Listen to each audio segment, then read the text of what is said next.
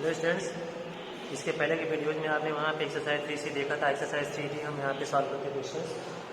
देखिए इसमें जो फर्स्ट क्वेश्चन है, the cost of a machine is suppose to depreciate each year. एक मशीन है, उसकी जो वैल्यू है वो हर साल डिप्रिसिएट हो रही है, मतलब कम हो रही है। कितना? 12%। If it's value at the beginning of the year, अगर कह रहा है कि ईयर के बिगिनिंग में, शुरुआत में उसकी जो है, शुरुआत में उसकी जो वैल्यू है वो डिप्रिसिएट हो जा रही है, तो कह रहा है कि अगर वहाँ पे 2008 के स्टार्टिंग में उसकी वैल्यू अगर 44,000 थी, तो कह रहा है 2009 के एंड में उसकी वैल्यू क्या होगी और 2007 के बिगिनिंग में क्या होगी। दो क्वेश्चन पूछा इससे। तो देखिए उसकी वैल्यू क्या है, हर साल डिप्रिशिएट हो रही है ना। मीन्स पी इक्वल टू जो है हम यहाँ 2000 हम यहाँ पे 8 और 9 दो का निकालना है। 8 का दिया गया है, 8 के बिगिनिंग में जो है 44,000 थी, तो 9 का पूछा है, तो बिगिनिंग थी तो 9 ने पूछा, तो 2 साल तो हो ही गए। तो यहाँ पे हम इसका क्या निकालते हैं, उसका हम अमाउंट निकाल लेते हैं। ठीक है, एज को हो जाएगा यहाँ पे क्या 44,000 इंटू, क्या तो ब्रेकर होता है 1। अब यहाँ देखो प्लस लगाते हैं, लेकिन डिप्रिसिएट हो रहा है इसलिए हम माइनस लगेगा। रेट है यहाँ पे 12/100, पावर यहाँ पे 2। ठीक है, इसको सॉल्व करेंगे तो ये आएगा यहाँ पे 44,000 इंटू, अब यहाँ पे आएगा कितना 88/100 और 2 टाइम्स है तो 88/100। ठीक है, अब इसी को आप यहाँ पे सॉल्व करेंगे, तो सॉल्व करने पे यहाँ पे जब इसको आप सिंप्लीफाई करेंगे, 00 यहाँ से कैंसिल, 1 ये कैंसिल, और 88 में मल्टीप्लाई करेंगे, 44 से मल्टीप्लाई करेंगे, तो ये जो आपकी वैल्यू आएगी वो आएगी यहाँ पे उस पर पूरा मल्टीप्लाई करने पे 34073.6, ये आपका आ जाएगा आंसर। ठीक है, अब कह रहा है ये तो 2008 की जो है, सॉरी 2009 की एंड में थी। ठीक है, अभी लिखो at the beginning of 2007, at the beginning of 2007। अब यहाँ पे क्या हो जाएगा, उसकी वैल्यू क्या हो जाएगा, देखो यहाँ पे 8 की स्टार्टिंग में उसकी वैल्यू कितनी थी, 44,000 थी, तो 7 में पूछा है 7 के बिगिनिंग में कितनी थी, 7 के बिगिनिंग में, और 2008 के जो है बिगिनिंग में उसकी जो है ये वो प्राइस क्या थी 44,000 थी।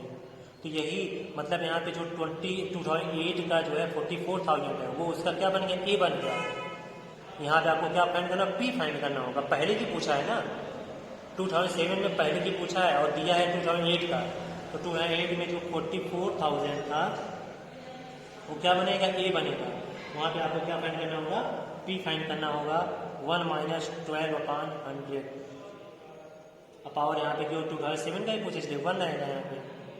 ठीक है, अब ये आएगा यहाँ पे क्या है 44,000 इंटू यहाँ पे हो जाएगा 100/88। ठीक है, अब इसको आप यहाँ पे डिवाइड कर दोगे, इसमें 11 8 जा 11 4 जा, ठीक है, और फिर 8 से इसको डिवाइड कर दोगे तो यहाँ पे आएगा कितना 500, 5 जा 40, 500 आएगा, और 500 इंटू 100 बराबर कितना आ गया 50,000। ये आ गया यहाँ पे आंसर। उसका जो है अमाउंट कितना था 50,000 था वहाँ पे का 2007 की स्टार्टिंग में। तो ये क्वेश्चन नंबर 7 हो गया। ओके, तो सॉरी फर्स्ट हो गया। अब इस तरह क्वेश्चन नंबर आप यहाँ पे आगे देखिए, क्वेश्चन नंबर 4 देखते हैं। 4 कह रहा है एक टाउन है, उसकी पॉपुलेशन जो है वो 12% जो है 98 में 12% कम हुई, फिर 99 में 8% बढ़ गई। ठीक है, तो कह रहा है यहाँ पे if at the end of 99 its population was 2,85,120। 99 में इसकी पॉपुलेशन इतनी थी, तो 98 के इसमें क्या होगी। अब देखो 99 में दिया है, पूछा है 98 का, तो मतलब यहाँ पे जो दिया है आगे ए दिया गया है, पी आपको फाइंड करना है। पी क्या करना है, फाइंड करना है। तो 2,85,120 इसको टू ए हो गया। पी आपको फाइंड करना है, 98 का पूछा है, 99 का दिया है, तो ये होगा, ये पी होगा। और फिर उसके बाद यहाँ पे 1 माइनस डिप्रिसिएट, पहले साल क्या और डिप्रिसिएट हो तो माइनस कितना हुआ 12,500। ठीक है, और फिर नेक्स्ट ईयर क्या हुआ है 8% इंक्रीमेंट हुआ है, वहाँ पे इंक्रीज हुआ है, तो 1 + 8/100। अब इसको आप सॉल्व कर दीजिए तो हो जाएगा यहाँ पे 2,85,120 इक्वल टू पी और इंटू ये आएगा 88/100 और इंटू ये आएगा 108/100। अब इसको ट्रांसलेशन कर दो सब 2,85,120 इंटू 100 इंटू 100/88 इंटू 180 ये आ गया क्या ये पीच कर दिया। ठीक है अब आप यहाँ पे 88 से इसको डिवाइड कर दोगे, डिवाइड करने में यहाँ आएगा 3,240 और फिर 3,240 में आप यहाँ पे मल्टीप्लाई करोगे, आप सॉल्व करोगे इस तरह से तो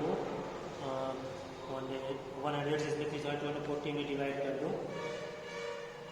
ठीक है तो ये आएगा यहाँ पे 30, कितना आएगा 30 और 30 का मल्टीप्लाई यहाँ पे तो आ गया यहाँ रुपीज कितना 3 लाख। ठीक है तो इस तरह से यहाँ पे आपका आ गया क्या आंसर आ गया। क्लियर है। क्वेश्चन नंबर आप यहाँ देखिए और देखिए आगे क्वेश्चन नंबर यहाँ पे आप 8 लीजिए। क्वेश्चन नंबर 8 यहाँ पे कह रहा है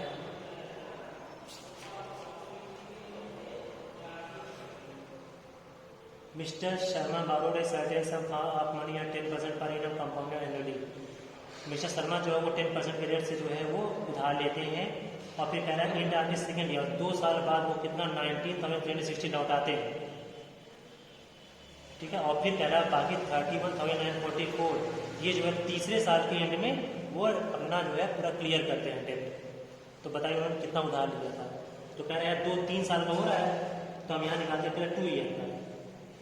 ठीक है 2 ईयर का वहाँ पे जो है तो यहाँ पे कितना उन्होंने दिया था 2 साल का कितना दिया 19,360 यही हो गया।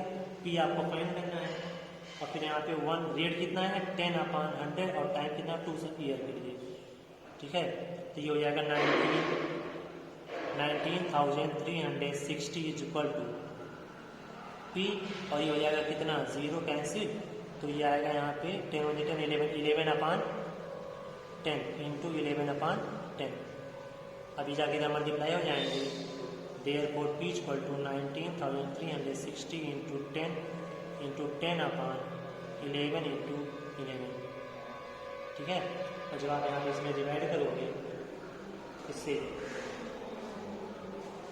यहाँ पे आप इससे डिवाइड करोगे तो 11 से डिवाइड करिए यहाँ पे ये आ गया यहाँ पे आपका 1760 को 11 से डिवाइड करोगे यहाँ पे ये आएगा आपका 160 और 160 का यहाँ पे मल्टीप्लाई करोगे तो आएगा यहाँ पे कितना 16,123 16,000। जो 16,000 क्या हो गया उसका 2 ईयर के जो 2 ईयर पे उसका जो है पी आ गया 16,000 दिया था।